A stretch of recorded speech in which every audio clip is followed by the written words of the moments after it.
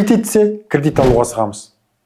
Мәселені шешетін болсақ та, проблема туындаса да, баламыз оқуға түсу керек болатын болса, үйлену керек болатын болса, кредитке барып ұрынамыз. Кредит бізге бір табыс көзіне айналған. Тіпті баламыз 18-ге толса екен деп отырамыз, тағы да бір табыс көзі ашылғандай. Бірақ ағайын, қайта-қайта айтып жүрмін, шырылдап жүрмін. Кредит табыс көзі емес, косяктың көзі. Соны білейікші ағайын. Кредитсіз проблеманы шешуге болады. Одан да дұрыс табыс көзін іздейік.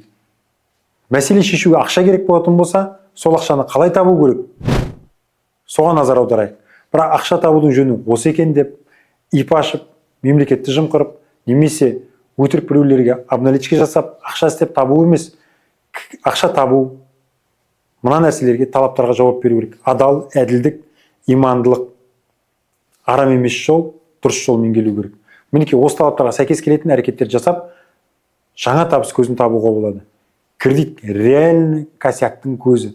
Қазір шырылдап жүрген адамның көбі осы кредиттің кесірінен құрдымға кетіп бара жатыр. Өздерін лақтырып тастайды.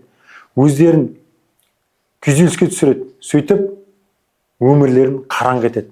Сіздер ояныңыздар. Кредитсіз өмір сүріңіздер.